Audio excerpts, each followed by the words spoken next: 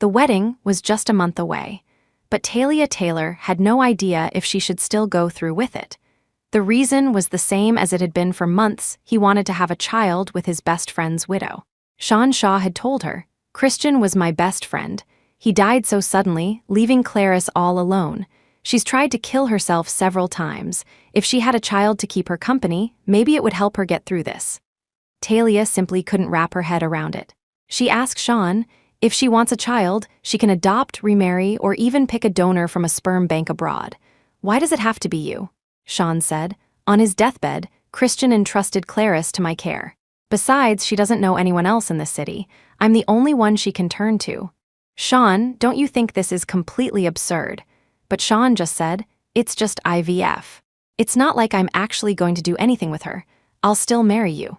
She had known Sean for 15 years, and they had been dating for 13. She had finally reached the day she could marry him. She never expected fate to play such a cruel joke on her. She asked Sean, "So what will the child call you? Uncle or Dad?" A flicker of unease crossed Sean's face. "The kid can call me whatever they want. I don't care," he said, his voice laced with irritation. There was no way Talia could agree to this. Because of it, Sean had been giving her the cold shoulder for months. Sean said, "Just think it over. Clarice isn't in a good state right now, and I'm worried she'll do something rash. I'm going to go take care of her for a few days. I'll be back for the wedding." And then he left, dragging 2 enormous suitcases with him. He had packed all of his clothes and daily necessities. Talia stared at the empty wedding suite. The red paper cuttings of the double happiness symbol still stuck to the glass window now seemed like nothing but a mockery. The phone rang. It was the bridal shop. Talia answered. "Hello, Miss Taylor. Could you please send me your and Mr. Shaw's measurements? I need to have our tailors start on your custom wedding dress and suit as soon as possible." Talia knew her own measurements, but she had no idea about Sean's. She called him. He picked up quickly. "Have you come to your senses?" From his end of the line, a woman's voice could be heard faintly, sultry, and seductive. "Who is it?" Talia recognized that voice. It was his best friend's widow, the one he called his buddy's widow, Clarice Hale. Sean replied, "No one. The movie's just getting to the good part. Why call now? Such a buzzkill." Hearing Clarice's voice, Talia couldn't help but laugh sardonically. "Taking your buddy's widow to the movies. I thought you said she was heartbroken and suicidal." Sean's anger flared. "I'm just trying to get her out of the house, to lift her spirits. How is she supposed to get over Christian's death if she's cooped up at home all day?" What a noble-sounding excuse. Just as absurd as the idea of having a child with her. "Fine, you two enjoy the movie. I'm hanging up." "Talia, are you neurotic? Did you just call to say nothing and give me a hard time?" Talia asked. "Sean, do you still plan on getting married?" "Whether we get married or not, it won't change the fact that I'm having a child with Clarice. I have to continue my best friend's family line." "Fine. You agree?" "Yes. See, that's better. Don't worry, I'll be there on time for the wedding." Before he could finish, Talia had already hung up. Since getting married or not wouldn't affect his plans with Clarice Hale, then it was only fair to level the playing field. The wedding would proceed as planned, but she would have a different groom. Chapter 2, Talia posted on her social media feed, "Seeking a marriage partner. Know any reliable single guys? Referrals welcome." Soon, the comment section was flooded with onlookers. Someone asked if she and Sean had a fight, advising her that it was normal for men to fool around a bit, and that she shouldn't be so dramatic, or she'd chase a good man away. Someone else questioned her, asking how she could do this to Sean. Talia just laughed when she saw that. She, Talia Taylor, had been with Sean when he had nothing, supported him as he built his business, and stood by him through all his hardships. She could say with her head held high she had never wronged him. He was the one who made the outrageous demand first, treating their decade-long relationship as if it were nothing. It was time to cut her losses and start over. Her phone vibrated.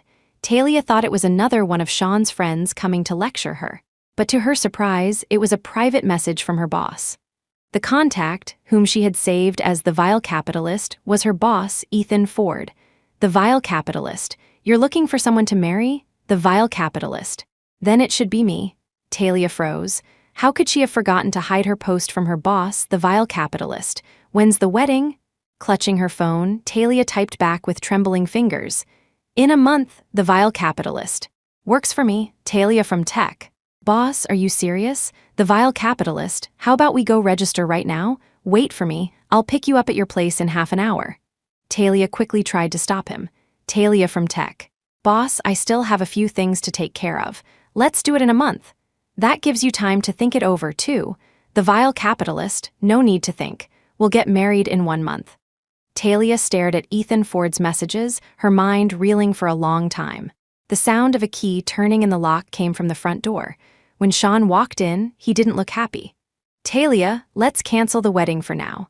Clarice is still not doing well, and I don't want to hold a celebration at a time like this. It would be too much for her. Talia nodded calmly. Oh, Sean seemed a little surprised. You're not going to make a scene? Why would I make a scene? I thought you'd be angry, especially since we've been together for over a decade. Talia scoffed internally. That's right, she thought.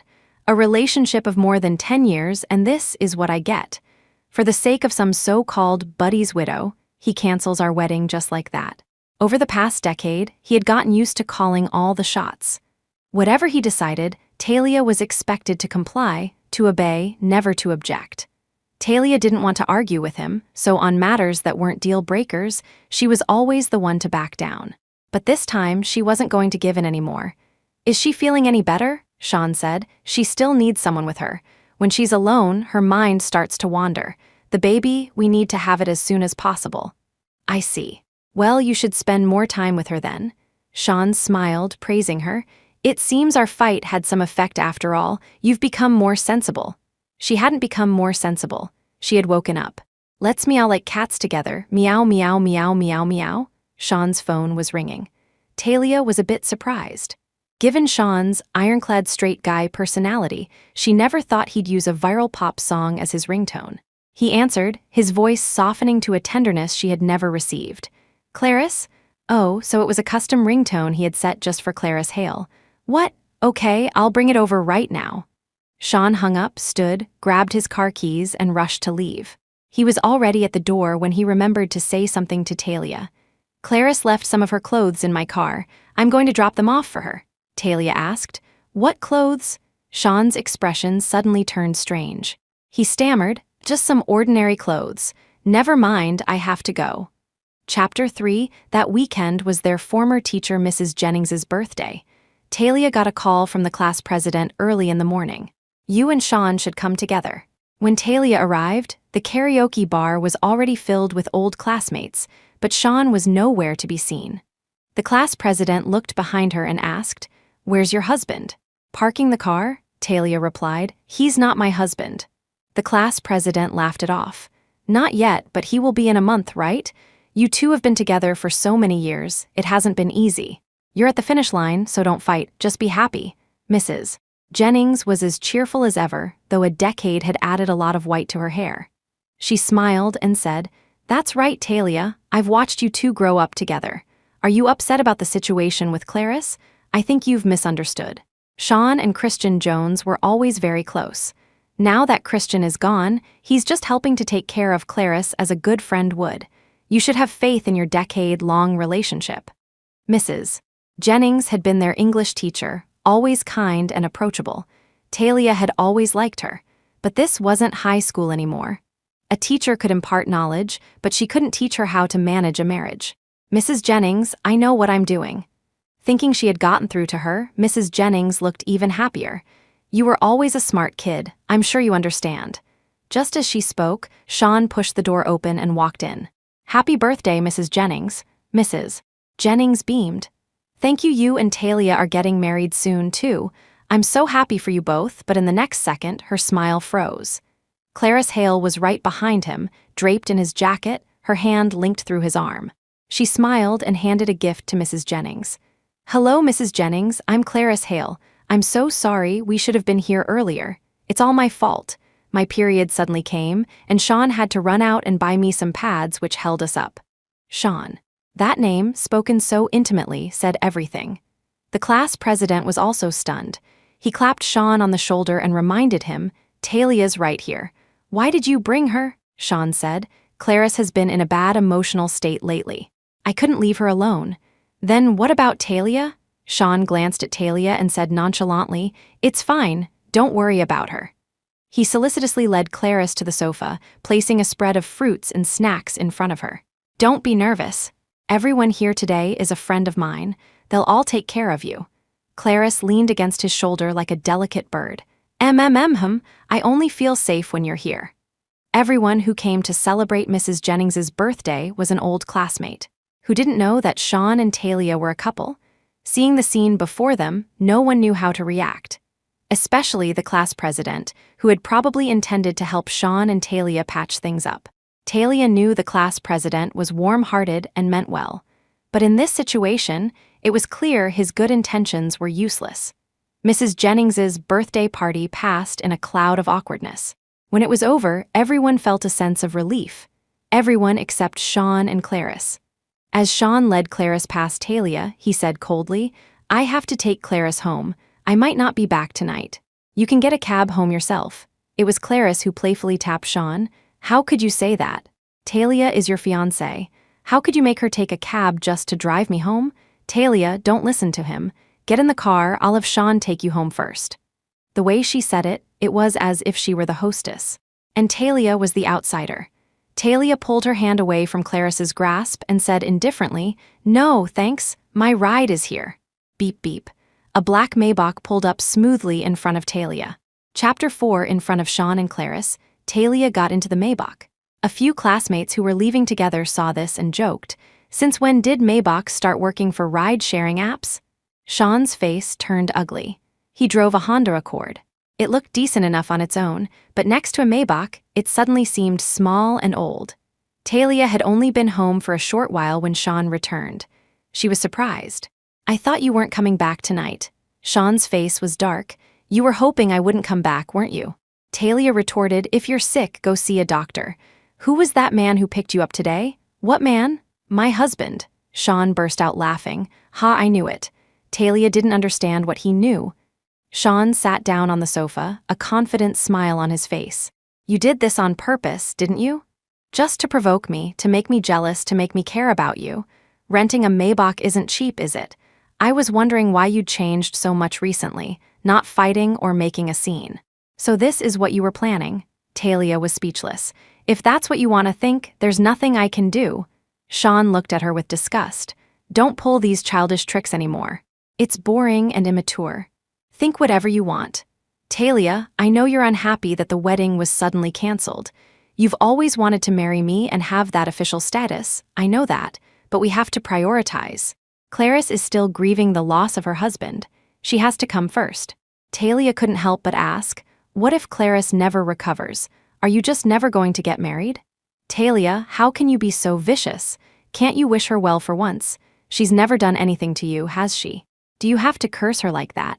Although she was already aware of Sean's protectiveness over Clarice, this was the first time Talia had been called vicious to her face. Especially by the man she had loved and given her all to for over a decade, the man who was almost her husband. Talia's heart grew even colder.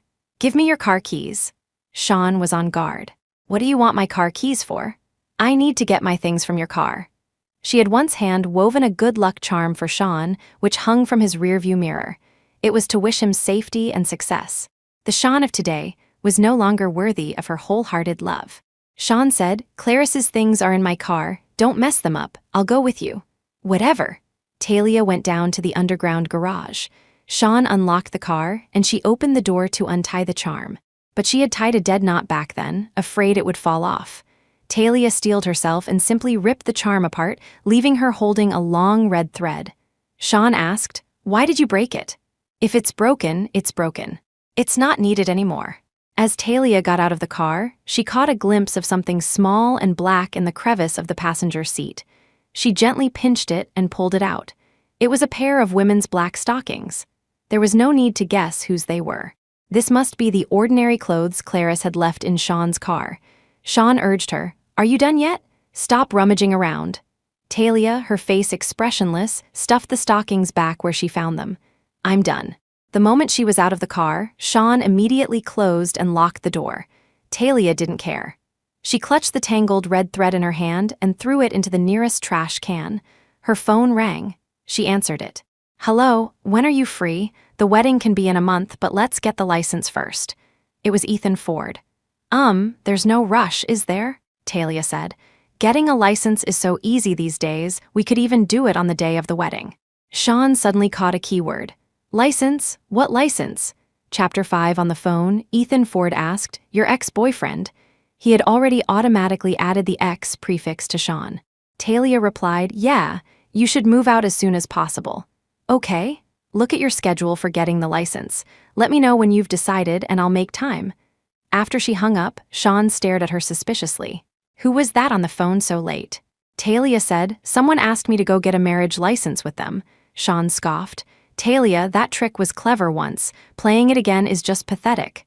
Talia took a deep breath. Oh, are you listening to me? Don't worry. I'll never bring this up with you again. Sean was satisfied. It's getting late, I have to get back to Clarice. Go ahead.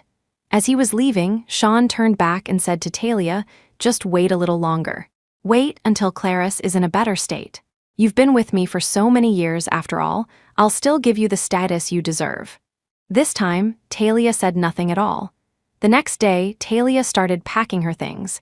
She didn't have many clothes. The only thing that truly mattered was her computer. As a programmer, all her project code from over the years was on it. When Ethan came to pick her up, he saw her with just a laptop bag slung over her shoulder and raised an eyebrow. Is that it? Talia nodded. Yeah, this is it. I thought girls liked to buy lots of pretty clothes and bags. Of course they do. Who doesn't like pretty clothes and bags? But in the early days, when Sean was starting his business, their finances had become tight. Talia had sold her jewelry and hadn't bought new clothes in years. She just packed her essentials and donated the rest to a charity organization. Looking at her thin bag, Ethan said softly, I'll take you shopping this weekend. You don't have to. Why not? I haven't got my paycheck for this month yet. Ethan couldn't help but let out a soft laugh. I'll give you an advance. Talia licked her lips, still a bit timid. Boss, are you really sure you want to marry me? Why do you ask? Is your family pressuring you a lot to get married? They are, and being married helps increase the shareholders' confidence in me. It's good for the company. No wonder. I was thinking, a vile capitalist like you would never make a losing deal. What did you call me? Talia waved her hands frantically. Nothing at all. Ethan's lips curved into a smile. You should change my contact name sometime. I'll do it right now immediately. Talia quickly changed the vile capitalist to humanity's true beauty. She held her phone up to Ethan's face. See, I changed it. Ethan glanced at it, then steered the car to the side of the road and stopped. Talia asked, what's wrong? Ethan took the phone from her hand, typed for a moment, and then handed it back. As the car merged back into traffic, Talia looked at her screen. Humanity's true beauty was gone. Now there were just 2 words. Hubby, boss, we're not even married yet. Isn't this a little bold? Ethan raised an eyebrow. Should we head to the city hall now then? He made a motion as if to turn the car around. Don't, boss, I'm afraid today won't work. All right, what's your excuse today? My official documents are still registered under his household. When Sean received Talia's call, he was out shopping with Clarice. She was trying on a strapless mini dress, preening in front of the mirror, deliberately showing off her figure. Seeing Sean's mesmerized expression, she secretly snapped a picture of him. Then she took a selfie. She posted it to her social media feed. The caption read, I guess Cupid's aim was off before, but now you're finally by my side. There were 2 pictures. One was her sexy selfie, and the other showed Sean staring at her, entranced in the background. She savored the feeling of having Sean wrapped around her little finger, which greatly satisfied her vanity. But soon, Sean's attention was no longer on her. He was frowning as he answered a call. Talia, didn't I tell you I'm with Clarice these few days? What are you calling for now? Where are my residency papers? What do you need them for? I need to get a new document. What kind of document? Clarice, not wanting a man's attention to stray from her, deliberately raised her voice. Sean, do I look good in this dress? Sean's focus was immediately pulled back to her. Watching Clarice strike a cute and sexy pose for him, Sean just wanted to end the call quickly. There in the 3rd drawer of the cabinet in the living room. I'm really busy lately, so don't call me unless it's an emergency. That's all, bye. Chapter 6, they were almost at Ethan's house. Talia figured the public records office at the police department would be closing soon anyway. She could go another day. But for now, she had set up camp at Ethan's place. She actually thought it would be better to rent her own apartment. But Ethan's reasoning was, living separately right after getting married. If a reporter snaps a picture, they'll have a field day.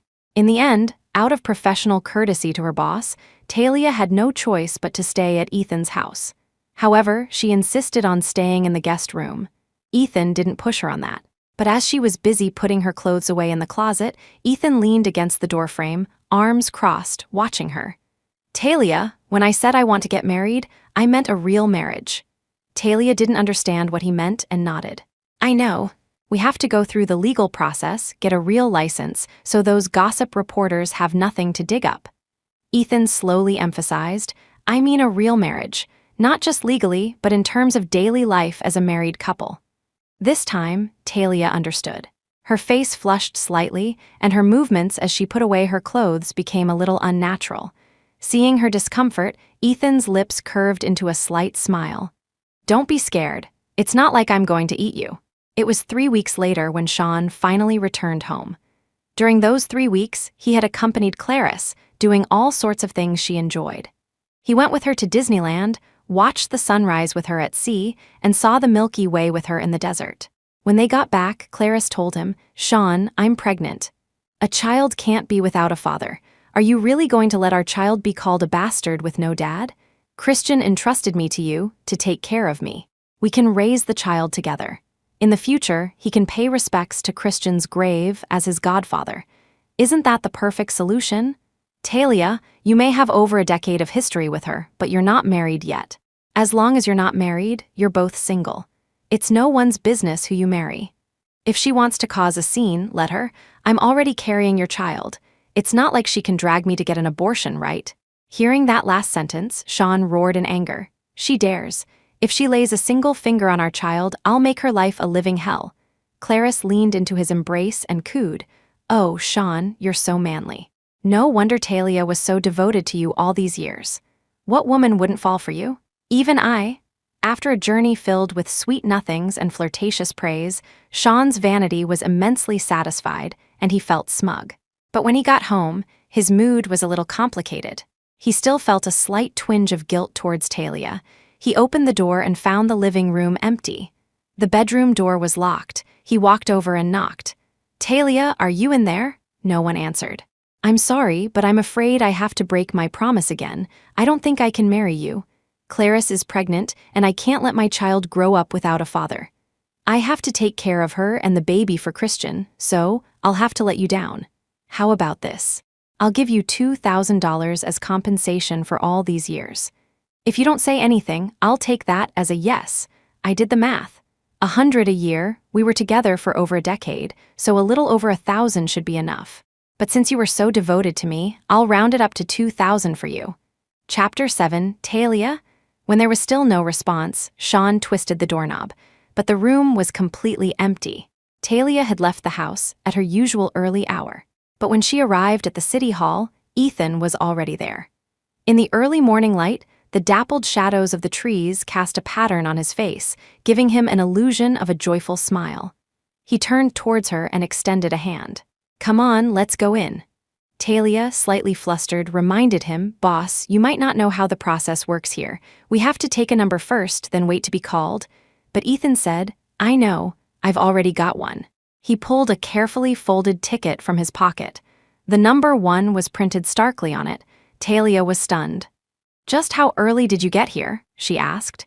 Even though it was a weekday, the date was considered auspicious, and many couples had specifically chosen this day to get married.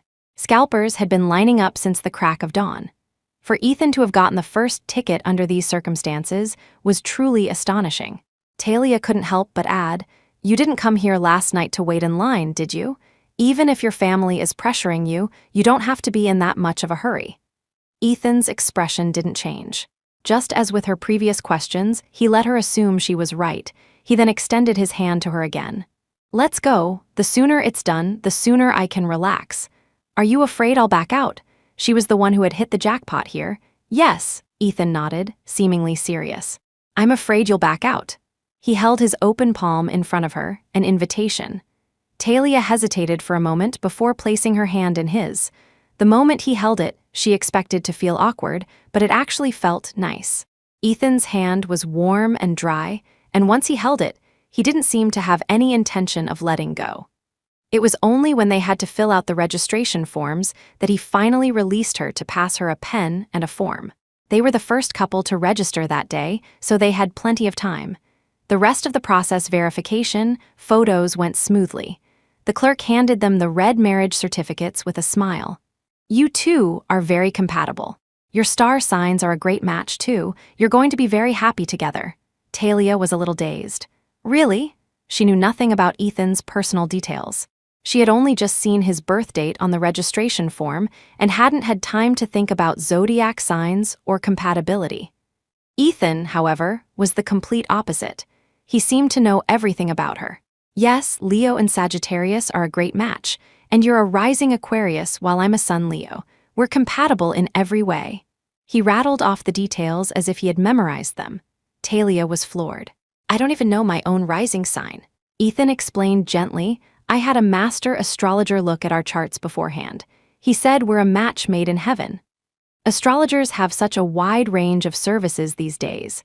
Yes, a true scholar of both Eastern and Western arts. They walked out of the city hall, discussing the mysterious astrologer. Talia stood amidst the bustling couples, following Ethan down the steps in a daze. When they reached the curb, she instinctively looked down at the red certificate in her hand, as if in a trance. She was married. The thing that had once seemed as difficult as climbing to the sky now seemed so simple. All it took was changing the person. Ethan's voice brought her back to reality. He opened the passenger door. Wife, get in the car. Chapter 8. The title made Talia feel a little flustered, but she had no reason to refuse or correct his choice of words. The thought that Ethan was her boss still made her throat tighten with nervousness. Boss, I can actually just take a cab to the office. Ethan kept his eyes on the road as he drove. You don't have to work today, but it's Wednesday, a work day. A slight curve appeared on Ethan's lips, a smile that grew more obvious by the second until he couldn't suppress it anymore. He said, his voice full of cheer, today is a special day. We should celebrate. What do you want for lunch? Japanese, hot pot, or barbecue? These were all Talia's favorite foods. Talia thought for a moment. Let's do hot pot. Since we're celebrating, we should have something lively and steaming. Ethan drove her to a fancy hot pot restaurant in a converted villa. In the past, Talia would have just taken a picture of a place like this and walked away. But today, with a capitalist like Ethan footing the bill, she could finally walk in with a clear conscience. The restaurant certainly lived up to its price tag. From the menu to the napkins, every detail was exquisite. Ethan handed the menu to Talia. Order whatever you want. You said it. Talia had a rough idea of his net worth, so with the mindset of fleecing a capitalist, she didn't hold back. For the broth, I'll have the spicy and the wild mushroom combo. For the dipping sauces, the signature 8-compartment platter. And 2 giant tiger prawns, a pound of leopard coral grouper, a portion of black Wagyu beef, house-made egg dumplings, and some South Australian conch. Talia ordered all the ingredients she had never dared to even look at before. Realizing how long the list was, she hesitated. It seems like we've ordered too much. I'll take a few things off. No need. Ethan reached over, took the menu, and handed it to the waiter. We'll have all of this. Before Talia could show her surprise, he explained, a celebration calls for complete indulgence. If you don't try everything, how will you know what you truly like? His logic was sound. Talia feasted with a clear conscience. She and Ethan weren't particularly close, but with him, she didn't have to worry about burdens or inhibitions. She could just focus on eating and enjoying the food. Soon, the spiciness made her break out in a sweat. Ethan, who was eating from the mushroom broth, had been using a separate pair of chopsticks to cook food for her. He turned to the waiter serving their table and said, "Get her a glass of milk to cut the spice. Make sure it's hot." Wait, Talia stopped him just in time. I'd rather have an iced Coke. It works better, Ethan replied without batting an eye, but you're on your period. You can't have anything cold for the next few days. Talia's face turned an even deeper shade of red, but she didn't object again. The waiter quickly brought over the hot milk and discreetly stepped back, giving the loving young couple some space. Talia took a sip of the hot milk. It did help with the spice. She mumbled softly, "How did you know I'm on my period? Don't tell me the astrologer figured that out too." This time, Ethan didn't blame the astrologer. He recounted his deductive process. "You usually drink coffee at the office, using the machine in the break room almost every day. But there are always a few days each month when you switch to brown sugar water. Even though I'm a man, I know what that means for a girl." As he spoke, he used the special chopsticks to pick out a giant tiger prawn, peeled it expertly, and placed it in the bowl in front of her. His movements were impeccably meticulous. Talia picked it up and ate it. She suddenly felt that expensive things were expensive for a reason. The shrimp was exceptionally fresh and sweet. They ate slowly, taking their time. Ethan quietly kept her company until he was sure she was full and satisfied. Then he asked, "Do you have any other plans for this afternoon?" Talia shook her head. No. She had intended to suggest they go their separate ways, but he surprised her by saying, "Then, would you do me the honor of taking me home to meet my father-in-law and mother-in-law?" Chapter 9. Talia hesitated. Right now, Ethan saw nothing wrong with it. "We are a legally recognized couple, and our wedding is the day after tomorrow. We should pay them a visit beforehand." He was very well-mannered. Talia had to tell him the truth. "My parents and my brother don't know I married you yet. Maybe we should visit them tomorrow. At least it will give them some time to prepare." The consequence of her impulsive decision was that she now had to spend more effort cleaning up the mess. Ethan said thoughtfully, "But the wedding venue needs time to be decorated. I've booked the venue and catering for the day after tomorrow, which means the setup and rehearsal have to be tomorrow. Today is the most suitable day to go." Every word was logical and irrefutable. After the hot pot meal, the distance between them had invisibly shrunk. Ethan glanced at his watch and said to Talia, "I need to go make some preparations. You can have a coffee at the cafe next door and rest for a bit. I'll be back soon." The cafe was not far from the hot pot restaurant, just across the street. Talia also happened to want some time alone to seriously consider her current situation. She didn't ask where Ethan was going or what he was planning. She ordered a hot drink for herself and started playing on her phone. It was only then that she saw the message from Sean, "Where are you? Don't you know we have the rehearsal?" The short sentence was filled with his familiar tone of complaint and entitlement. Talia moved her finger across the screen expressionlessly. The next unread message was also from him. "You were the one who insisted on getting married. What are you doing now? Playing hide and seek. If you don't show up, the wedding is off. Talia, there's a limit to throwing tantrums. Is marriage a joke? Fine, you're the one who didn't show up. Don't blame me for not giving you an out." Sean seemed to think she would do anything for their wedding. Talia couldn't even be bothered to mark the messages as read. She just swiped left to delete them. Then, her finger slipped and opened his social media feed. He didn't seem as anxious as his messages suggested. In fact, he had just posted a picture of Clarice Hale. From the angle Clarice was looking at the camera, the photo could only have been taken by someone else. Sean made no attempt to hide it. His caption read, "My sweet donut." If this had happened before, Talia would have been heartbroken. But now, strangely, she felt nothing. Instead, she liked and commented in one smooth motion, leaving just a single sentence. "Wishing you both happiness." The tabletop in the cafe was smooth and textured. The 2 marriage certificates lay open on it, their celebratory red color glaringly bright. Talia took a picture of her and Ethan's certificates, then posted it to her own feed with the caption, "Married stepping into a new phase of life, Chapter 10. Not long after the post went up, her unread messages exploded. There were so many inquiries from friends and classmates that she couldn't keep up. "What's going on with you and Sean? Why did you suddenly get married separately and on the same day? Don't be impulsive, there might be a misunderstanding. You were obsessed with him for so many years. Did you suddenly wake up? OMG, my colleague married my boss. How did you two manage to keep this a secret for so long?" Amidst the flood of eager questions, one message stood out. "My lunch buddy from the next cubicle is a secret boss's wife?" The message was from a female colleague Talia was close with. They had always gotten along well. Just as Talia was about to reply to her, the colleague called. Talia picked up immediately. On the other end of the line came the colleague's excited exclamation. "Oh my God, you're always so quiet, but when you make a move, you go big. How on earth did you land the boss?" Talia moved the phone a little further from her ear to save her eardrum from bursting. Then, blushing where no one could see, she said, "It's a long story." For a moment, she really didn't know where to begin. Her colleague was completely understanding. "I know your story must be a long one, but the fact that you've finally found your happiness is a huge joy in itself. I thought Mr. Ford would never get over his past. Now that I think about it, he's really lucky to have met you." Surely, she was the lucky one, right? She had just decided to end a toxic relationship and immediately met a boss who was being pressured to get married. They might not have deep feelings for each other, but they could probably live together respectfully.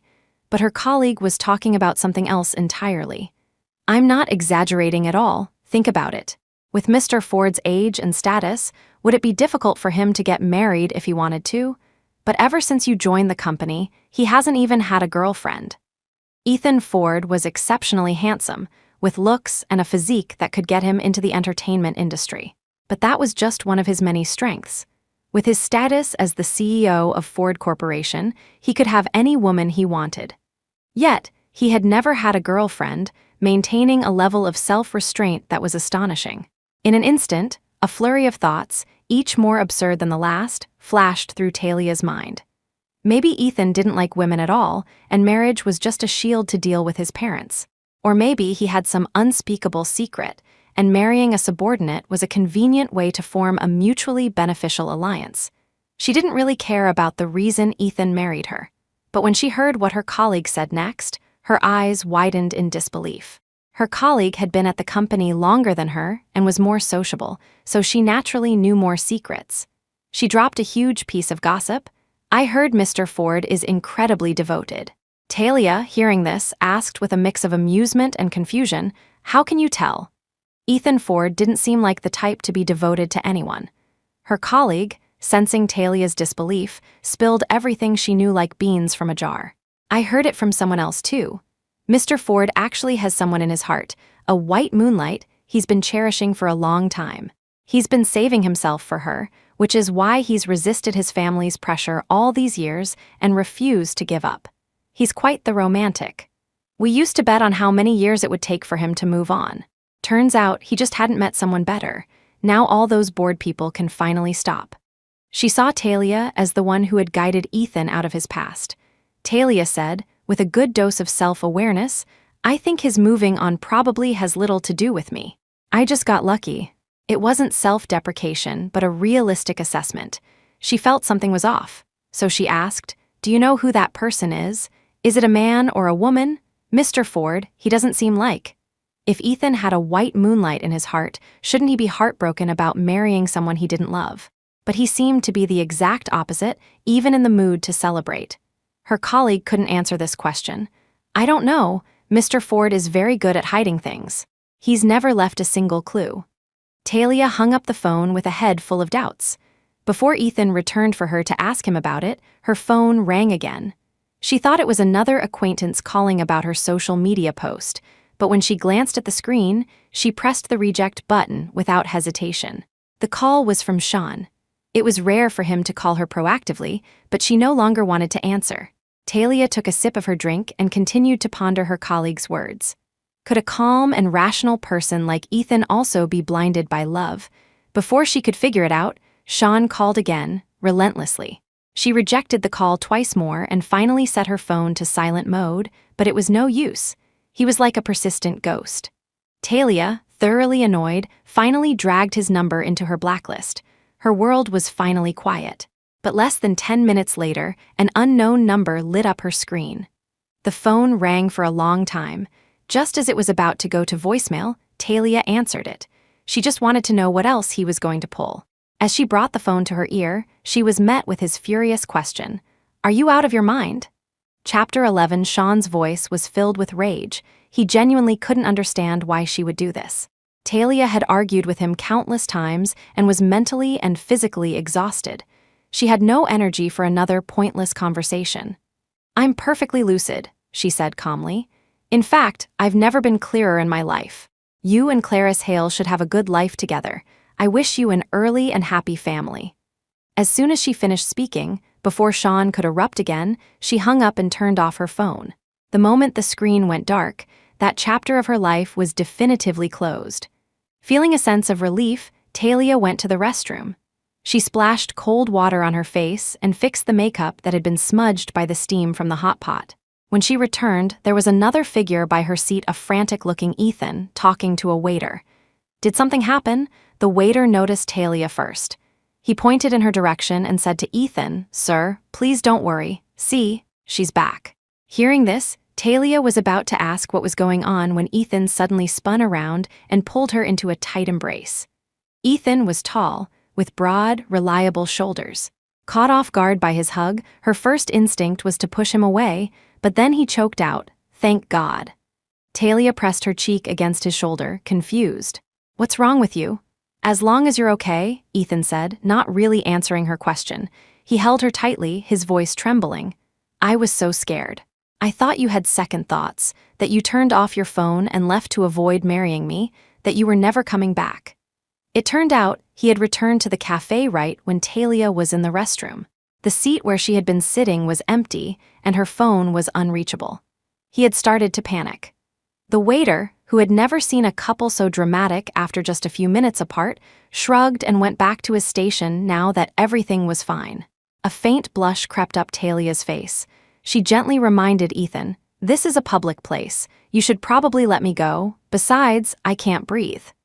As if afraid she would run away, Ethan hugged her even tighter, as if trying to merge them into one. "Sorry," he said, quickly realizing and loosening his arms. He carefully examined her, and seeing no discomfort other than a slight flush, he breathed a sigh of relief. Talia took a deep breath, her breathing instantly easing. "It's okay." Ethan looked at her phone, which lay on the table beside her, still turned off. He quickly guessed the reason. "Did your ex-boyfriend harass you again?" The moment he mentioned Sean, his gaze turned icy, though his tone when speaking to Talia remained gentle. "You don't have to worry about anything, just leave it to me to handle." Talia didn't ask what he planned to do. Sean was no longer her problem. They left the cafe together, planning to visit Talia's parents and brother as soon as possible. It was then that she saw the back seat, an entire trunk of Ethan's car piled high with gifts. There were items suitable for elders, like ginseng, deer antler, and high-end fruit baskets, as well as luxury watches and bags with logos recognizable even to the most fashion-oblivious. There were even Disney princess toys for a child. The variety was so extensive it could have stocked a store. Ethan smiled and explained, "This is my first time visiting. I can't show up to meet my in-laws empty-handed, so I bought a few things. It was a bit rushed, so there might be some things I missed. Why don't you help me take a look? There's still time to fix it." Talia was stunned. This was the urgent matter you had to take care of. If she had known, she would have tried to stop him. The gifts were numerous and heavy, just carrying them into the house would be a chore. But the most important thing was his selection of gifts. It was perfectly tailored to her family's tastes. Not a single item was out of place. "I heard that for visiting elders, nutritional supplements and fruit are a must, so I got some of those first. Then, for your father, who likes to collect fine wines and watches, and for your mother, who likes bags and scarves, I also heard your brother and sister-in-law love to travel, so I got some travel agency vouchers." He listed everything matter-of-factly, not even forgetting what her little niece liked. As she listened, a suspicion slowly formed in her mind. She asked calmly, "Did the astrologer figure this out too?" Chapter 12, Ethan's words trailed off. He cleared his throat, his eyes darting away. "If I said I guessed, would you believe me?" "Half and half," Talia analyzed rationally. "My family's hobbies are pretty typical for their age groups, so preparing gifts based on general etiquette would get you close. But to guess the exact brands of the watches and bags so accurately, you must have put in some effort to find out. You've been planning this, haven't you?" She stared into Ethan's eyes, and combining that with the gossip she'd heard on the phone, she asked a question that, in the past, she would have found incredibly conceited to even think.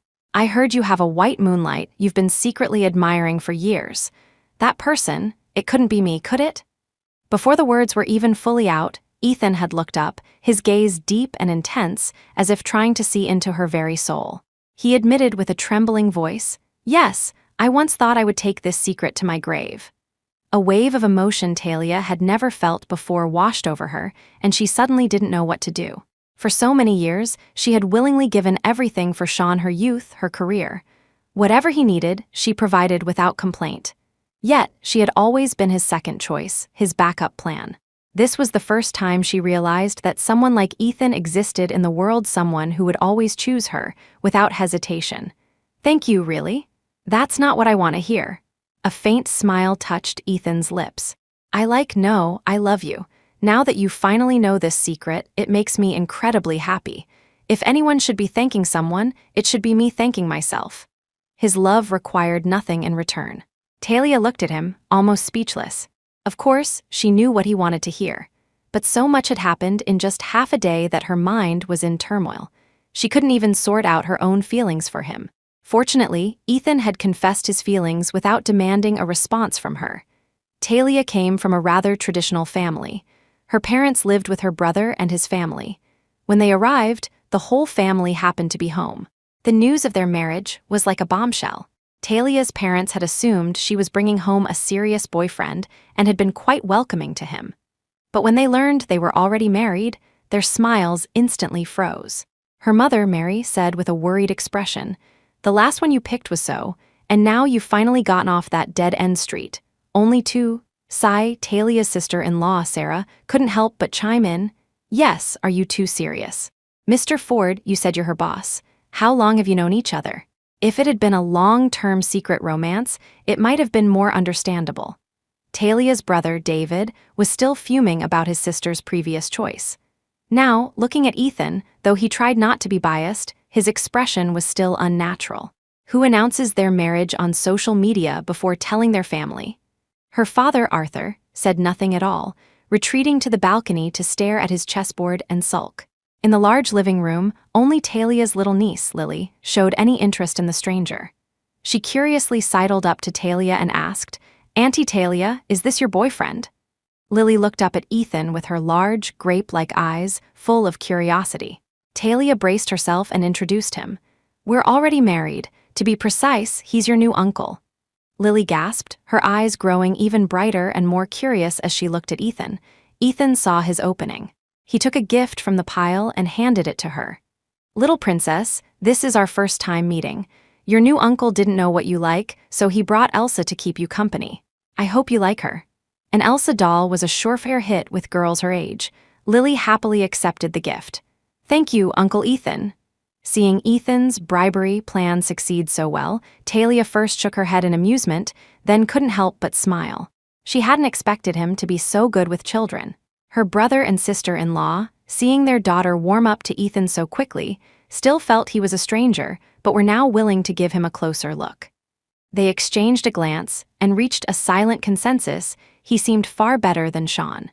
Chapter 13, Ethan sensed the subtle shift in mood. He immediately took Talia's hand and, adopting a reliable posture, introduced himself. "First, I must apologize for my presumptuousness today.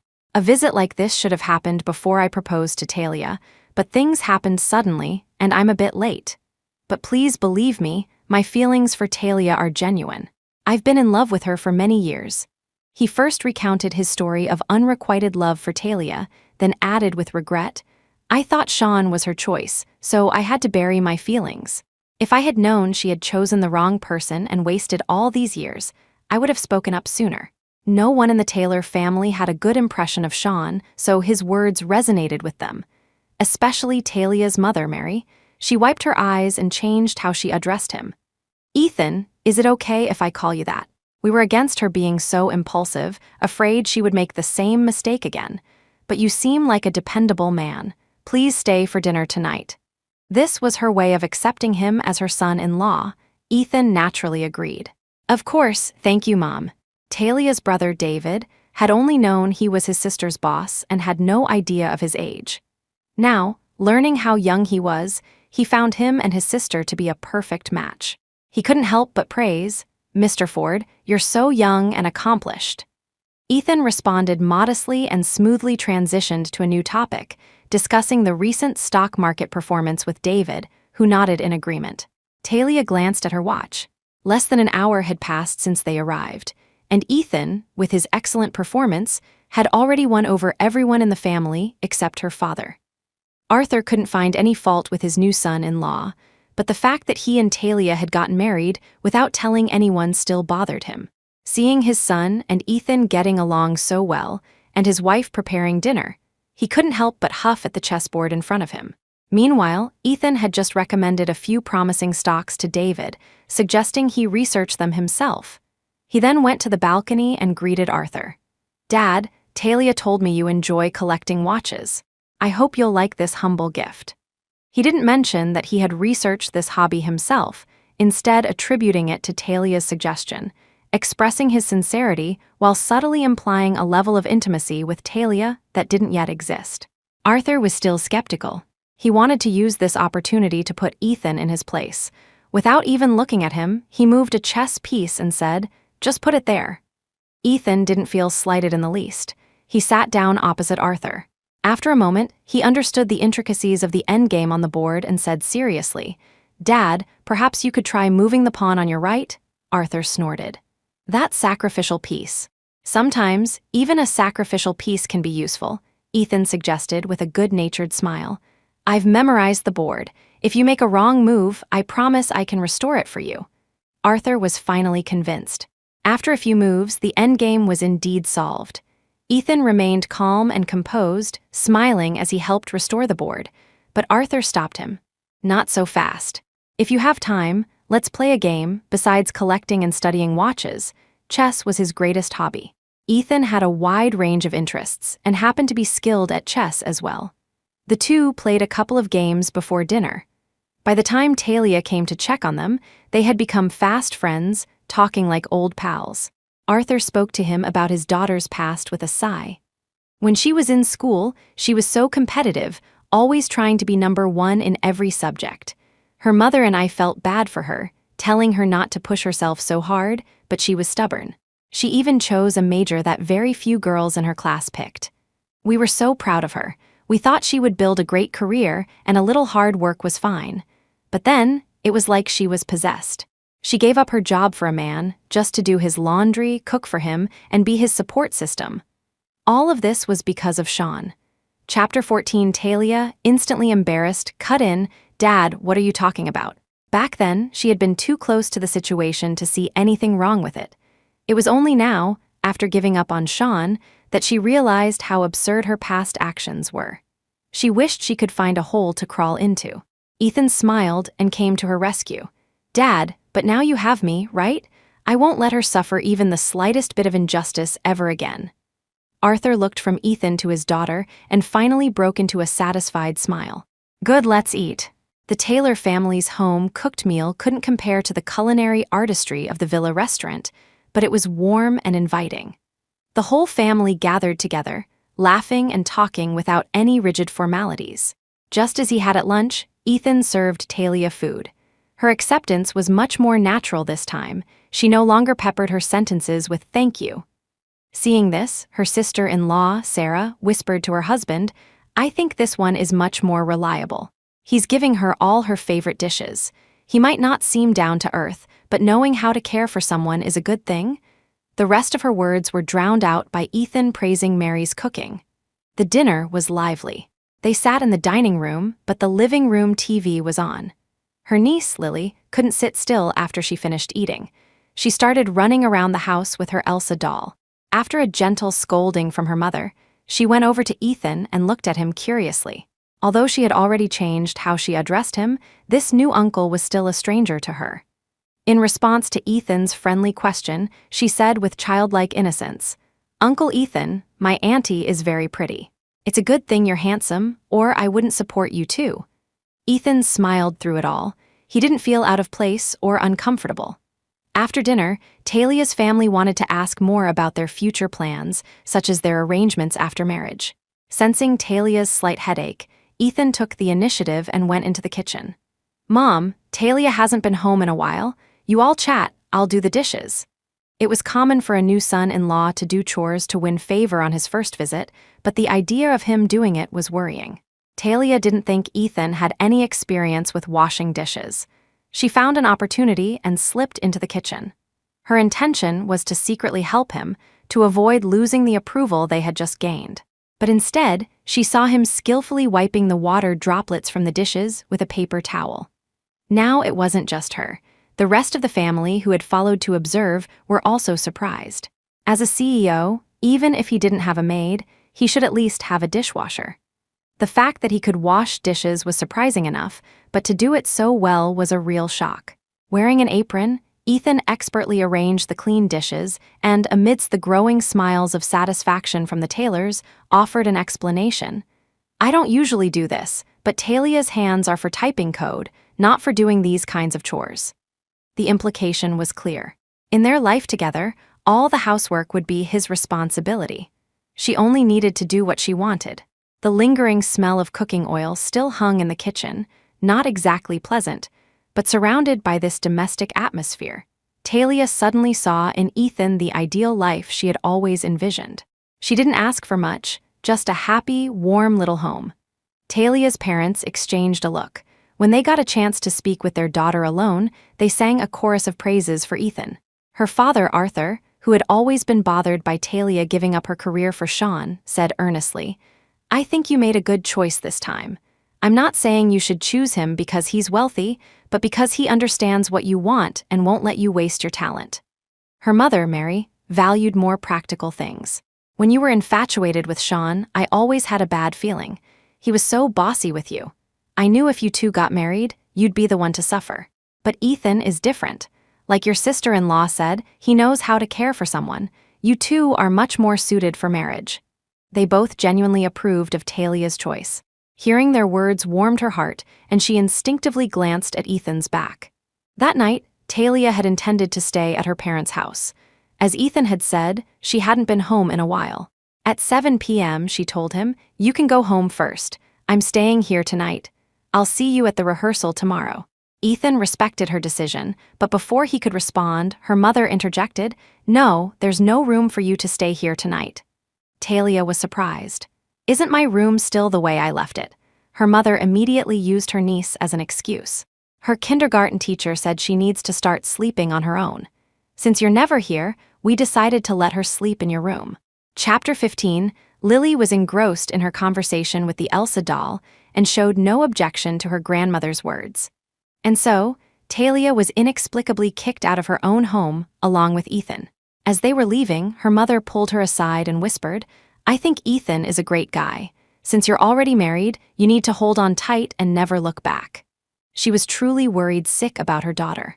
Talia, knowing how much she had hurt her family over the past few years, gave a slight nod in agreement. Ethan drove her back to his place. They hadn't had their wedding ceremony yet, but it was perfectly normal for a legally married couple to live together. She didn't object, but as bedtime approached, she grew anxious. "I think I need to go back for a minute," she said helplessly.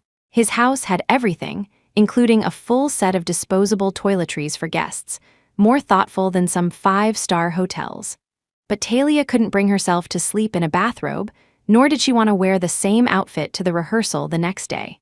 While her clothes weren't shabby, wearing the same thing to her wedding rehearsal as she did to get her marriage license felt inexplicably odd. "If you don't mind, you can take a shower first and wear one of my shirts." Ethan took a neatly ironed shirt from his closet and handed it to her. The shirt carried the faint scent of the closet's potpourri, a fragrance very similar to the cologne he often wore. Talia felt a little embarrassed, but wearing his shirt as a nightgown was better than wearing a bathrobe or his pajamas, which felt far too intimate.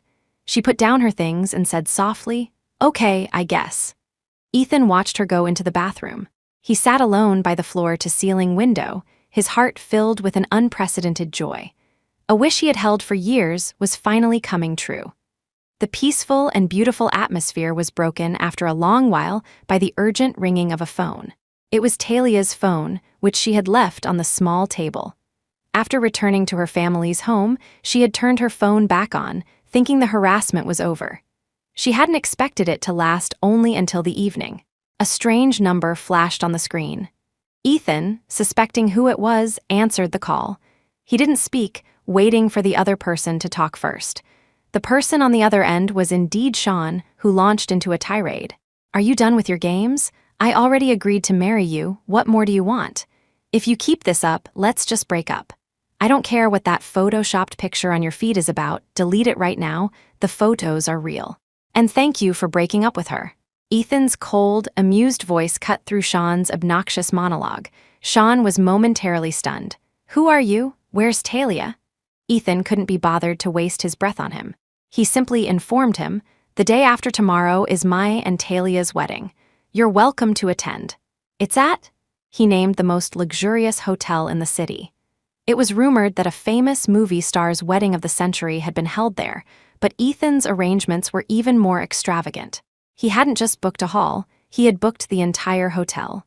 The call was hung up, the number deleted from her history and immediately blocked. By the time Talia emerged from the bathroom in Ethan's shirt, he had already taken care of everything. Even though he had prepared himself, the sight of her approaching, towel drying her hair, still made his heart race and his nose tingle. He was a head taller than her, so his shirt was naturally large on her, but her curvaceous figure filled it out. The hemline barely reached her thighs, and the neckline was stretched open, revealing a tantalizing glimpse of her collarbones. Ethan's breath hitched. He gentlemanly stood up and averted his gaze, saying softly, "Your period isn't over yet. Remember to dry your hair before you sleep. Get some rest. I'll be in the guest room next door. Call me if you need anything." Talia had actually been mentally prepared. They were married, after all, there was no need to be coy. But hearing him voluntarily offer to sleep in a separate room, she let out a silent sigh of relief. The bedding was fresh, and the mattress was unbelievably soft. She had the best night's sleep she'd had in a long time. The next morning, she was woken up by Ethan. Talia's first thought was that they were late for the rehearsal. She threw off the covers, about to jump out of bed. "I'll go change right now," Ethan chuckled and stopped her. "No rush. It's still early. We just need to be there by 9. The clock on the wall was already approaching 8. She couldn't remember the last time she had slept in so late, but Ethan was still in no hurry. He pointed to the tray on the nightstand. "What you need to do now is eat breakfast. I made it myself. It's simple, but it tastes all right." The tray held a typical Western breakfast: toast from the toaster, separate plates of bacon and ham, and even a steaming mug of hot milk. Talia smiled. "If this is simple, then the breakfasts I used to have at the office don't even qualify as food." Ethan said seriously, "You're right about that. For work, you just grab a coffee and a rice ball. If I remember correctly, you wouldn't even wait for the convenience store to heat it up." His observation of her was so meticulous, he even knew such small details. Talia had never felt it was a hardship, as it was just to save time. But Ethan was very concerned about it. "From now on, I'll be in charge of cooking. You just have to remember to eat on time." Even when making a request, he never forced her to comply.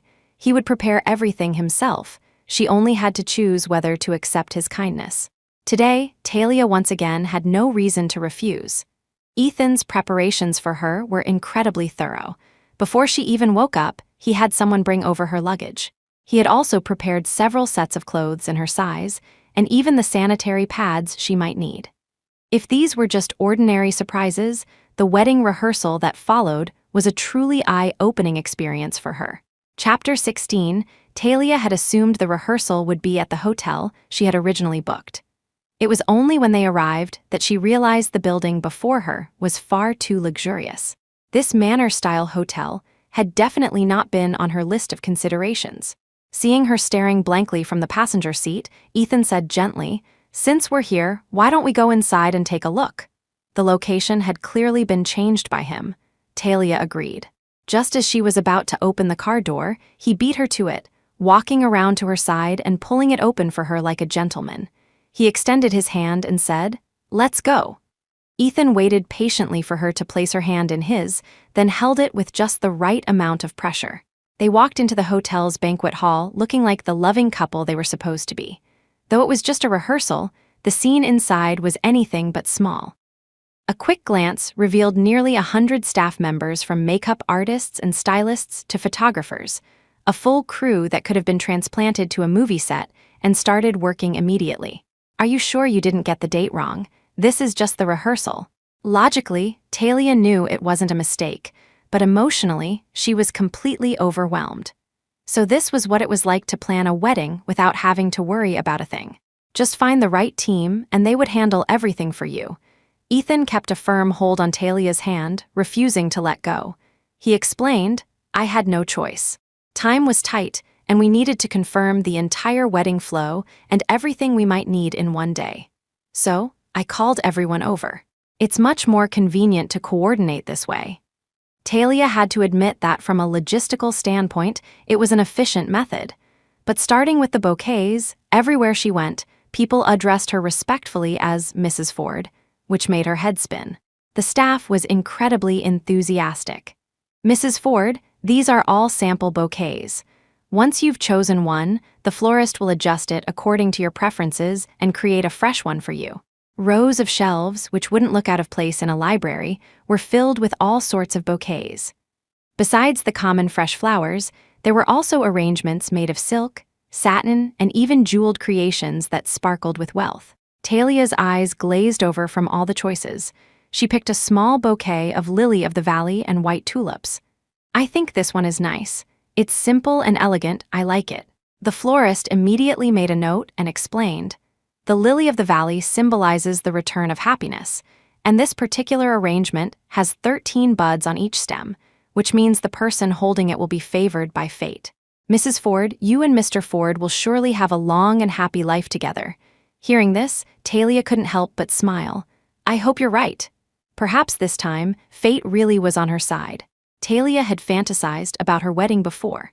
Although the other person in her dreams wasn't Ethan, the reality was far more magical than she had ever imagined. The wedding venue was mostly set up. Once Talia confirmed her desired style, the stylists and dressmakers immediately began recommending gowns and accessories. This time, Talia was truly exhausted. She said to Ethan, "You're the one paying for this wedding, so you should have some say. Why don't you pick a dress for me? I'm fine with anything." Ethan nodded and then instructed the dressmaker, "My wife doesn't like any of these. Bring out a new batch immediately." Talia was dumbfounded. She had only been trying to be lazy, but she never expected him to interpret it that way. It was too late to stop him. The staff, with their incredible efficiency, had already wheeled away the racks and brought in new, unseen styles. The sheer variety was dizzying. In the end, thanks to the experienced makeup artist who carefully asked about her usual style, she recommended a white strapless gown with lace cutouts, and the dress was finally decided. Talia felt a wave of relief. She didn't want to waste the whole day on this. She told the makeup artist directly, "My makeup skills are very basic, so I won't give any random opinions on the styling. I'll leave it to you to create a suitable look for me." The stylist, seeing how much Ethan valued her, didn't dare to be careless. When Talia emerged from behind the curtain, she was completely transformed. Ethan stood frozen in place, not even daring to blink, his eyes slowly welling up with tears. His eyes were red. This reaction was completely unexpected. Talia, holding her skirt, approached him and asked softly, "Boss, what's wrong?" Ethan continued to stare at her, transfixed. "Boss," Talia called again. Seeing him unresponsive, as if in a trance, she ventured, "Hubby?" Chapter 17. This time, Ethan finally snapped out of his daze. He responded with a solemn yes, and once again, amidst the good-natured laughter of those around them, he took her hand as if he wanted to hold it for a lifetime. With the bride's gown settled, choosing the groom's attire was much simpler.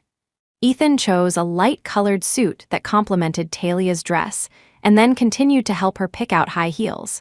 He seemed to feel that everyone else's service was inadequate, so he ended up getting on one knee to help her try them on himself. Talia tried on pair after pair, but couldn't find a suitable one. She felt embarrassed and said, "How about this pair?" Ethan asked, "Do you really like these shoes, or are you just worried about troubling me?" Talia wanted to agree with the former, but her vague answer was instantly seen through. He leaned down and placed an incredibly gentle kiss on her tense instep, then said, "We're a married couple now, I'm not a stranger." With his reassurance, her heart finally settled, and she quickly picked out a pair of shoes she genuinely liked. Talia, that voice. Talia was all too familiar with it. Sean had chosen this exact moment to ruin the atmosphere. Ignoring the security guards, he rushed up to her during a moment when everyone was focused on her and said irritably, "Don't you think you've taken this act a little too far?" Talia, not expecting him to be there, frowned. "Didn't I make things clear to you?" All right, it was all to force me to marry you, right? Fine, I'll give you the official status you want. Is that not enough? Do you have to hire all these people and put on such a big show?" Do you know how much this costs? You're so thoughtless. After his self-pitying rant, Sean reached for her hand. Come on, let's go. And stop throwing these little tantrums in the future. Before he could finish, Ethan's fist connected with his face. Caught off guard, Sean staggered back, grabbing onto a sofa to keep from falling. Wiping the blood from his nose, he raged, "Who the hell are you? You dare hit me? I'm calling the cops on you." Ethan's eyes were frosty. "I'm Ethan Ford, and I'm Talia's husband. If you want to call the police, be my guest." Sean had, of course, heard the name, but he instinctively denied it. Impossible. Why would Ethan Ford marry a second-hand woman? Talia put you up to this, didn't she? The response to his question was another heavy punch. Ethan was methodical. The first punch had landed on his left cheek, so this time he aimed for the right, making both sides of his face swell up symmetrically. Now Sean was speechless, his expression filled with terror. Ethan glanced dismissively at the floor. "Mr. Shaw, I'm getting married tomorrow, and I'm in a very good mood. Otherwise, it would have been more than just 2 punches." With that, he didn't want to waste another word on Sean and gestured for the security guards who had followed him in to throw him out. The guards, quick on the uptake, dragged him away. Talia watched the whole thing calmly and only asked Ethan, "Are you hurt?" Ethan, happy to be the object of her concern, gently took her hand. "No, next time don't even bother with him, just tell me." "I know." Talia lowered her gaze to hide the emotion in her eyes, and at that moment, she happened to see the tattoo on his left ring finger. It was a very thin, black line. A small circle around the base of his ring finger. She squinted to make out the letters, murmuring, "TY, is that my initials?" Ethan flinched slightly, but he couldn't bring himself to let go of her hand. Keeping their hands clasped, he explained his past thoughts. "Loving you was my own business. I never should have disturbed your life, and I didn't want to pressure you with my power or status. When you chose Sean, I silently wished you well. But this time, you gave me a chance, so I won't let go." As he spoke, he couldn't tear his eyes away from her face, as if he could never get enough of looking at her. Meanwhile, a disheveled Sean returned home, shocking his parents. "What happened to you? Did you get into a fight?" Sean, wincing in pain, grumbled, "It's all because of Talia." After hearing his side of the story, neither of his parents thought he was wrong for showing up uninvited. Instead, they both started cursing Talia. "Why did you even go looking for her? That woman is a jinx, let her go ruin someone else's life. I told you she's not good enough for you. Just you wait, she'll come crying back to you. When she does, you make her get on her knees, beg, and slap herself 100 times, saying she's worthless." Sean, holding an ice pack to his face, thought this was going too far. "Dad, Mom, it's not that serious." His father quieted down, but his mother was relentless. "Son, I know you have a kind heart, but you can't be soft this time. To marry into our Shaw family, she needs a good background at the very least." A chairman's daughter, Sean had always thought this way. But now, listening to his mother's words, he just felt annoyed. He let her continue her tirade against Talia and pulled out his phone to send a message. "If you change your mind now and come back begging, I can forget this ever happened." He was sure that Talia would drop everything and come running back to him for these words, just to beg for his forgiveness. But the message wouldn't even send. Talia had blocked him. All he saw was a red exclamation mark. Chapter 18. Furious, Sean, in an attempt to make Talia regret her decision, went straight to the hospital to visit Clarice Hale before his face had even fully healed. Talia had been so sarcastic, wishing them a happy family. Fine, he would show her that she was the one who couldn't live without him. Without her, he would be perfectly happy and successful. Clarice was pregnant, but her pregnancy was unstable in the early stages, so she was hospitalized for observation. He would go take some pictures to show off their love. Full of confidence, Sean went to the private room he had arranged for Clarice. Just as he was about to push the door open and surprise her, he was stopped by the sound of a man's panting and a woman's mixed crying and laughing. The sound was low, but it was coming from the room, and the woman's voice was unmistakably Clarice's. Sean's temper exploded. Without a second thought, he kicked open the locked door. The loud bang attracted the attention of almost everyone on the floor. Passing nurses and patients' families were about to confront him when they saw the scene inside and gasped in shock. A crowd of onlookers quickly gathered outside the room. A naked Clarice, her face a mask of terror, scrambled to cover herself with a blanket. The man next to her, who was pulling up his pants with his back to Sean, was none other than his cousin, Nathan Shaw. Sean was so enraged he nearly fainted. Filled with fury, he demanded of Clarice, "Tell me, whose baby are you carrying?" Clarice hid her face in the blanket, trying to cry her way out of it. Nathan, caught in the act and with no way to deny it, resorted to specious arguments. "Don't get so worked up. We're both Shaws. The baby will be a Shaw either way. No need to be so particular." At these words, Sean rushed forward and slapped him across the face. Nathan, unable to dodge in time, took the hit. Sean then grabbed his collar and rained more blows on him, turning the scene into chaos. The onlookers started pointing and whispering, all saying that Sean had been cheated on. After beating Nathan, Sean was still furious. He strode over to the bed, ready to slap Clarice when she burst into tears. I'll confess, okay?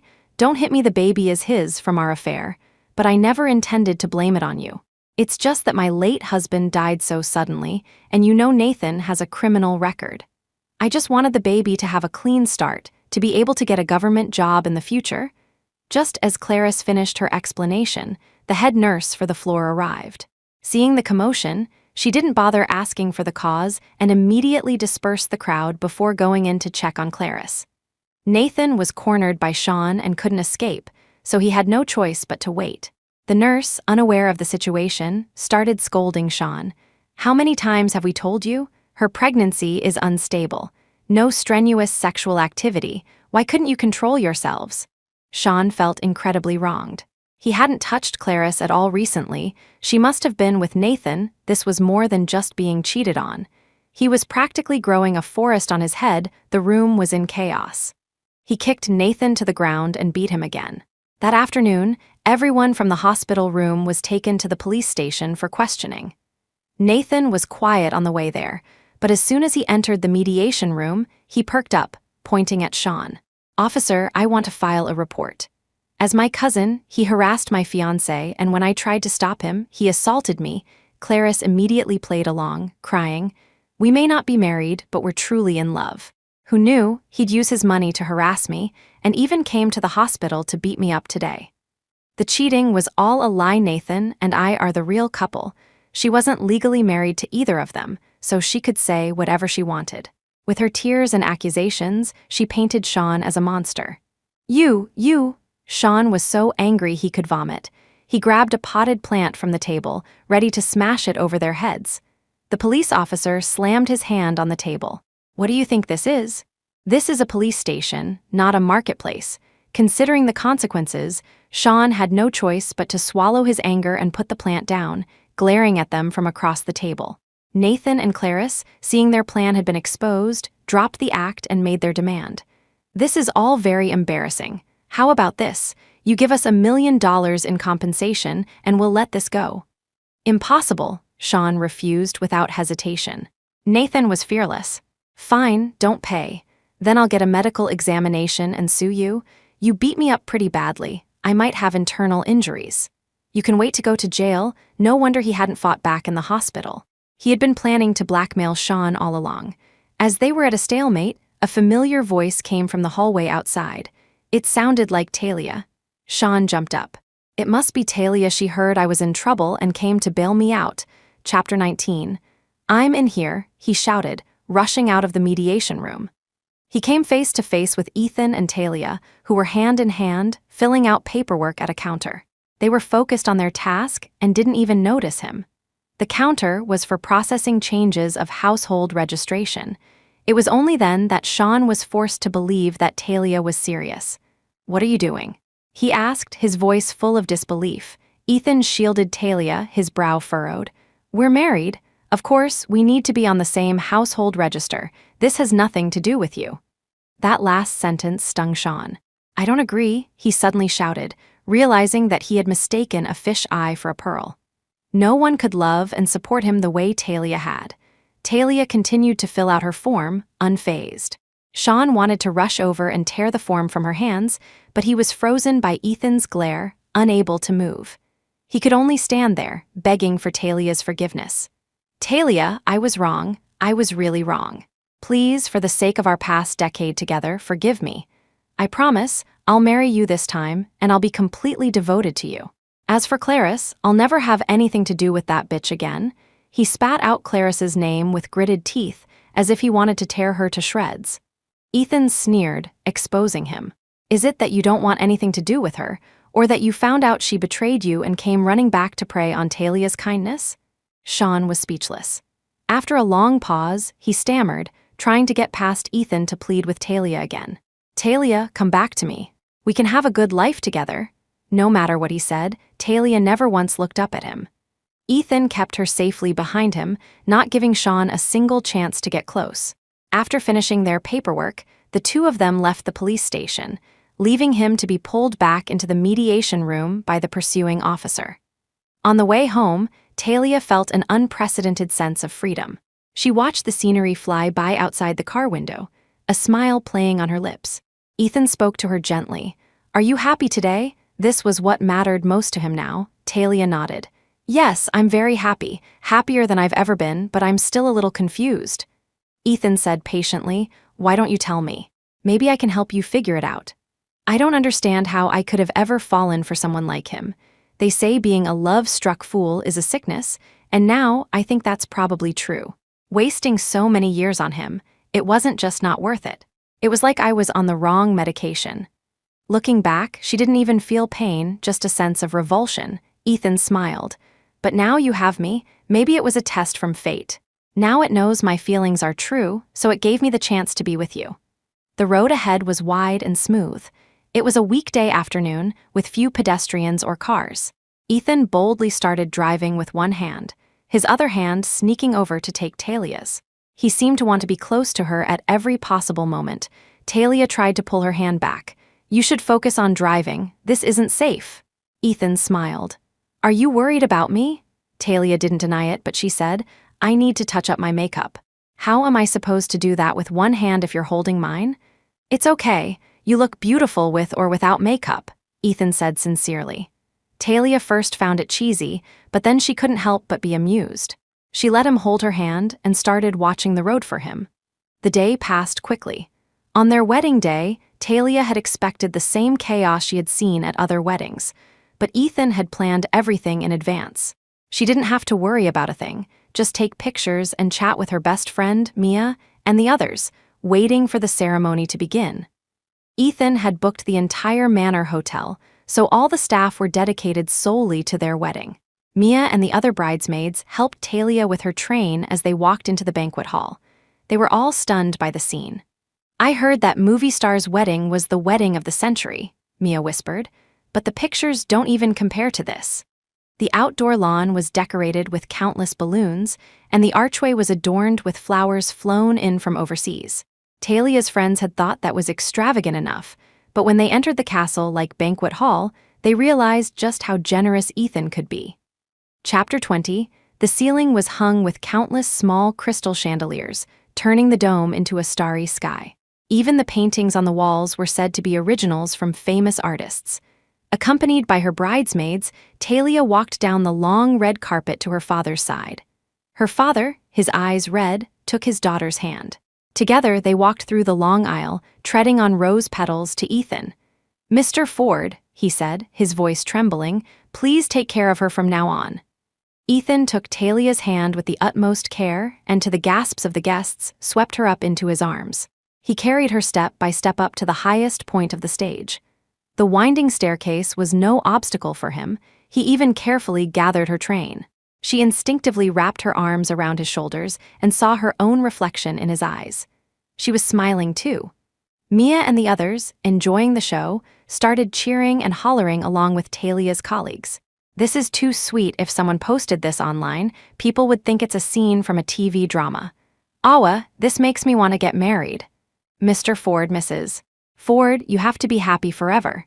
This wasn't Talia's first relationship, but it was the first time she had received so many blessings. Her last relationship had felt like her against the world. But this time, everyone was cheering for them, including Ethan's friends whom she had never met. When Ethan set her down, she couldn't help but whisper, "Did you do that on purpose? That wasn't in the rehearsal yesterday." Ethan gazed at her. "I was just overcome with emotion. If I could, I would hold you forever." Talia didn't speak, but the look she gave him softened undeniably. The wedding was a Western-style ceremony.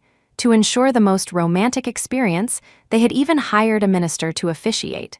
They exchanged vows, their fingers intertwined, and then took the wedding rings from the flower girl. Ethan and Talia each took the ring meant for the other. Their initials were engraved on the inside, a symbol of their eternal bond. The minister stood between them and followed the procedure. Does anyone here object? It was just a formality. The next step was for someone to say no, then bless them, and finally for the groom to kiss the bride. But the unexpected happened. Sean, who had somehow managed to sneak in, rushed down the aisle Talia had just walked. He tried to get onto the stage, but was stopped by the well-prepared security guards. Sean reached desperately towards Talia. "Talia, come with me," the guests gasped. "Is someone crashing the wedding? Is this part of the plan?"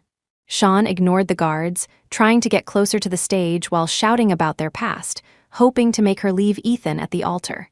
"I know your feelings for him aren't real, you're just trying to make me angry. I regret everything, come with me, I've already broken up with Clarice." "For real? Talia, do you remember the time we spent together? You lived with me in a basement apartment, encouraged me to fight for my dreams, and took care of everything so I could focus. Now I'm successful, I can give you a good life. Are you really going to choose someone else?" He was moved by his own speech, but he only spoke of Talia's sacrifices, never mentioning what he had done for her because there was nothing to mention. Talia stood at the top of the stairs, not even bothering to look down at him. She simply exchanged rings with Ethan and threw a final sentence at Sean. "I may have been blind for a while, but it doesn't last forever."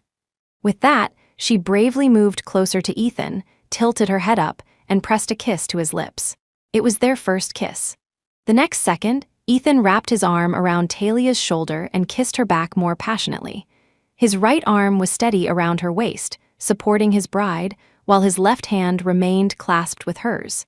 The atmosphere reached a fever pitch with the cheers of the guests. The lonely figure of Sean, struggling against the security guards, was reduced to a clown. This was nothing like he had imagined.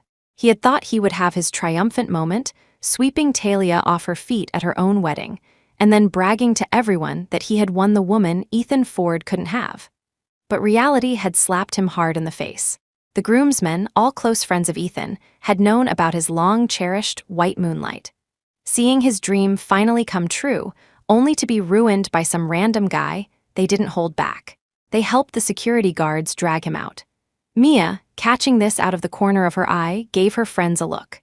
They deliberately picked roses from the side of the aisle that still had their thorns, and, as Sean was thrown to the ground, they descended upon him, punching and kicking. High heels and thorny rose stems rained down on him. "Help, stop hitting me," Sean, snapped out of his daze by the blows, tried to shield his face and cry for help, but Mia and her friends were not about to let him off so easily. They cursed him as they hit him, venting all their frustrations. "I've wanted to do this for a long time. Talia was protecting you before, so we couldn't say anything. But now you're still trying to get your hands on her. A toad lusting after a swan, you just can't stand to see her happy. Can you? How dare you talk about her doing your laundry and cooking for you? She almost ruined her life for you. Wasn't Clarice your sweet donut? You two are a perfect match, a scoundrel and a witch." Chapter 21. The commotion was soon drowned out by the swell of elegant music. The minister, waiting until Ethan and Talia had finished their kiss, announced with a sigh, "Well, the bride has already kissed the groom. Now the groom may kiss the bride." Talia was slightly out of breath, her lipstick smudged. Ethan's heart stirred. He leaned down and gave her a light, restrained kiss, as gentle as a dragonfly landing on water. As they parted, they saw the reflection of their own happiness in each other's eyes. With such a grand ceremony, the following reception was no less elaborate. To celebrate, Ethan had emptied his wine cellar, letting his friends bring out all his prized collections. He and Talia went from table to table, arm in arm, toasting their guests. Seeing the empty bottles pile up, his mood was better than ever. Talia was a lightweight and only had a small sip when toasting their parents. Ethan took all the other drinks for her. Ethan drank with everyone who offered a toast. The employees from his company, seeing him getting tipsy, swarmed him with well wishes and more toasts. "Mr. Ford, you and Mrs. Ford are a perfect match, a golden couple. May you have a baby soon and grow old together.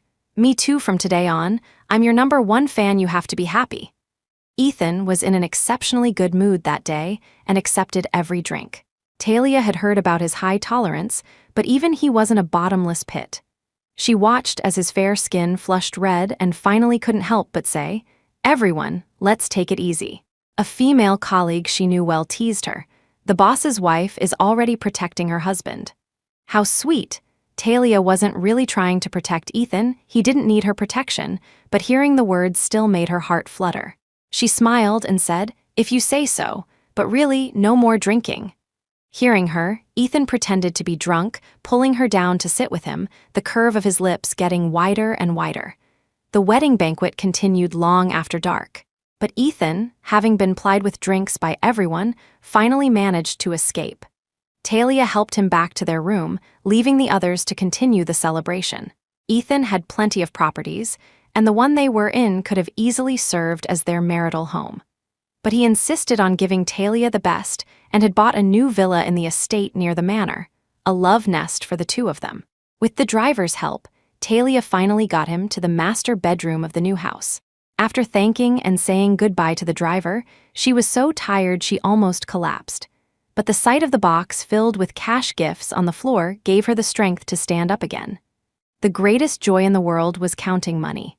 Talia, using the numerical acuity she had honed as a programmer, started counting the stacks of cash, the bills rustling satisfyingly. A plaintive voice came from behind her. It was Ethan. "There's a gift registry book next to you. You could just calculate the total." That would be much faster than counting. Talia, thinking he was dead drunk and that their wedding night would be uneventful, happily continued counting. "That's not the same. The feel of the cash is different." Ethan sat up. "Do you like money?" Talia told him unequivocally. "Of course. Even if you're already rich, don't you like money?" "All right, I understand." Ethan's voice grew closer. He had silently walked up behind her. He swept her up into his arms, spun around, and carried her back to the bed. His voice was laced with a hint of grievance. "Mrs. Ford, it's our wedding night," he kissed her, almost reverently. That night was a whirlwind for Talia. By the time the storm passed, it was the middle of the night. She wasn't so much asleep as she was exhausted into unconsciousness. The next morning, she woke up covered in faint marks. Just as she was about to endure her fatigue and continue her unfinished task of counting money, she realized the room's decor had completely changed. The soft mattress was gone, replaced by a bedsheet spread over something like a waterbed. But compared to the $100 bills filling the transparent material beneath her, that small change was nothing. Talia rubbed her eyes, thinking she was still dreaming. Then she realized it wasn't just the bed. The cabinets, the sofa, even the vanity were all filled with cash. Everywhere she looked, the reddish glow of money made her dizzy. To top it all off, Ethan walked in from the doorway and added, "I only found out about your hobby of counting money last night. I was short on time and couldn't prepare more, but I've already requested a withdrawal from the bank. The manager will be sending over more cash soon." He had taken her every word to heart, even her casual remark from the night before, as if her words were law. Talia heard her own voice, faint and distant, ask, "You're not going to pave the floor with money too, are you?" "No, I won't," Ethan replied seriously. "That would be illegal, and covering it with a transparent material would make it easy for you to slip. So, I'm planning to build you a high-heel rack out of cash instead." Chapter 22, the sheer amount of money overwhelmed Talia's imagination. She wouldn't have dared to dream this big. Moved, she leaned over and hugged him, saying with genuine sincerity, "Hubby, thank you." It was the first time Ethan had seen her act so endearingly. His heart stirred and he whispered, "And how are you planning to thank me?" 3 months later, one evening, Talia came out of the bathroom with a sigh. Ethan's devotion to her was as strong as, if not stronger than, it had been when they were newlyweds. He immediately asked with concern, "Is it your period? Are you uncomfortable? I'll go make you some brown sugar water." He was, as always, spot on with his timing. Talia shook her head. "It would be better if it were my period. I think we might need to go to the hospital. Our precautions lately haven't been very effective, have they?" She was mentally prepared. To make up for the lost years, Ethan had barely let her get a full night's sleep for the past 3 months. They had used protection occasionally, but mostly they had let nature take its course. Ethan was stunned. "We'll go to the hospital right now." It was already late, and the doctors at the public hospital were off duty. So he took Talia to a private hospital that night, waiting anxiously for her to get checked. The results were a pleasant surprise. Talia was 1 month pregnant, and it was highly likely she was having twins. Ethan was overwhelmed with joy. He didn't dare to drive and called a driver instead, while he himself laughed all the way home, clutching the report. As they neared their house, he had another idea. "Let's go, we'll buy everything the babies need right now." Talia was happy about the babies too, of course, but she had to remind him, "The doctor said they're not even as big as a walnut yet. Isn't it a bit too early to be preparing all this?" Her reminder proved necessary because once the good news spread, their house was soon overflowing with baby things. Ethan was the only child of his generation in the Ford family. They had resigned themselves to having few descendants. When they learned that Talia was having twins, fulfilling the elder's dream of having both a son and a daughter, everyone from his parents to his grandparents was ecstatic. Nutritional supplements arrived in a steady stream, and the house was filled with baby clothes and supplies. Talia, sitting in the living room facing the Ford family, felt like a national treasure. Now, even a slight discomfort, let alone a headache or fever, would have her being treated like royalty. "Grandpa, isn't this a bit too much?" She took the check from the old man and was shocked to see the number of zeros after the one. It was a small fortune. Ethan's grandfather waved his hand magnanimously. "It's not much, just a little welcome gift for the babies. You just focus on taking care of yourself. Don't worry about anything else." Under the care of the Ford elders, Talia got a taste of the life of a wealthy young mistress. She was still in her first trimester, but they already had a full staff of nannies, maids, and even professional maternity nurses. Worried she might feel pressured, Ethan reassured her, "Don't worry. I'll learn how to take care of you and the babies too." 8 months later, Talia gave birth to a healthy boy and girl at the hospital. She had refused the offer of a private hospital, choosing to give birth at the city's public obstetrics and gynecology department. The environment here isn't bad either.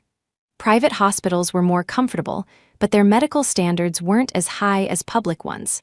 In case of an emergency, a transfer would be necessary, and many mothers and babies had been lost due to such delays.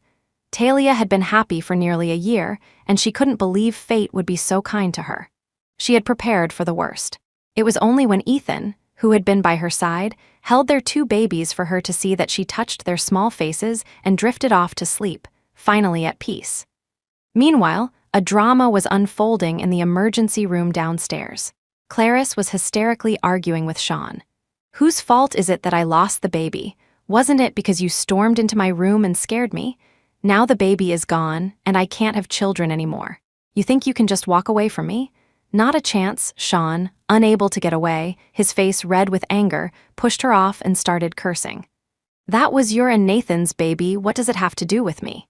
As for why you miscarried, do you want me to tell everyone here what you did? The person who made it so you can't have children anymore is Nathan. Go after him, not me. He had been having a terrible time lately." Ever since Talia left him, not a single thing had gone right. Chapter 23. Clarice, in her hospital gown, wailed, and when she saw a crowd gathering, she expertly started playing the victim. "Nathan has already abandoned me. When he found out the baby was gone, he took the money and ran. Who knows where he is now? But I at least convinced him not to press charges against you. Otherwise, you might be in jail right now. For the good deed I did, you should forgive me too." Sean was her last lifeline. If he abandoned her too, she would be finished, unable to even pay her medical bills. Among the onlookers was a nurse who had witnessed the drama outside her room. "Didn't you two go to the police? Why are you still together?" she asked, confused. Gossip spreads fast, and others had heard bits and pieces of the story. Sean, feeling he had lost face, refused to deal with Clarice anymore. When she grabbed his pant leg, he kicked her away and walked off without looking back. Seeing him really leave, Clarice finally played her trump card. She pulled a syringe from her pocket and pressed it to her neck. "If you don't marry me as you promised, I'll die right here, and you can live with the public shame." She didn't believe a vain person like Sean would be indifferent to his reputation. Sean did stop, but his anger was also ignited. He pointed at her and cursed. Bah, if you want to die, no one's stopping you. If it weren't for you, you jinx. Talia would never have married someone else. Without her support, he suddenly found he couldn't do anything, but it was too late for regrets. Clarice yelled through her tears, "So you are still thinking about her? You think you're so great? Let me tell you, you're nothing but a spineless coward." That hit a nerve. He rushed over and slapped her. Clarice fought back, scratching at his face. They screamed insults at each other, wrestling until the needle of the syringe in her hand accidentally pricked Sean's neck. The security guards, who had arrived late, finally managed to separate them. The syringe was useful for threats, but a small prick wasn't fatal. However, Sean, who had always been terrified of death, fainted from the combined shock and pain. The emergency room descended into chaos, and this melodrama was front-page news for days. On the day of the twins' one-month celebration, Talia made a brief appearance before retreating to a back room to rest. Ethan, knowing she disliked social gatherings, had prepared a lounge for her to relax with her family and friends. The Taylors were so smitten with their grandchildren that they stayed out front, cooing over the babies with the Fords. Mia, seeing an opportunity, pulled Talia onto the terrace while everyone else was distracted. "Have you seen the local news lately? You're talking about Sean, right?" Talia smiled. "What goes around comes around. I already know he got what he deserved and is all alone now." She had seen the news the day it broke. Ethan had even tried to cover her eyes, telling her not to look at such filth, not knowing that she felt no sense of victory, just a complete lack of interest. Mia grinned slyly. "You don't know the half of it. Clarice is a real piece of work. The syringe she used on Sean was stolen from the infectious waste bin at the nurse's station. All the medical waste in there is from contagious patients and was scheduled for destruction. I guess even heaven couldn't stand it anymore. The syringe she used on Sean happened to have been used by an HIV-positive patient. He was pricked in the neck, so by the time the test results came back, it was too late for the preventive drugs. Now he's lost his mind, and his snobbish parents cry every day." Talia was momentarily stunned, then simply said, "None of that has anything to do with me anymore. I don't hate them, not because I've forgiven them, but because I have my own life now." Only a year had passed, but when she thought back on her past with Sean, it felt like another lifetime. Mia studied her face, and seeing that there was truly no lingering emotion, she said with relief, "That's right. You have a husband and children now. You're in a different world from them. Just forget about all that." What had once seemed impossibly difficult was now incredibly simple. Talia was about to nod with a smile when Ethan came looking for her. Seeing she was with Mia, he relaxed and walked over, draping his jacket over her shoulders. "Don't worry, Mr. Ford, I'm not going to steal your wife," Mia teased, leaving the terrace for them to have their private moment. Ethan pulled the collar of her jacket tighter, his eyes full of concern. "It's getting cold, don't catch a chill." Talia took his hand, feeling a comforting warmth. She smiled back at him. "Okay, let's go home."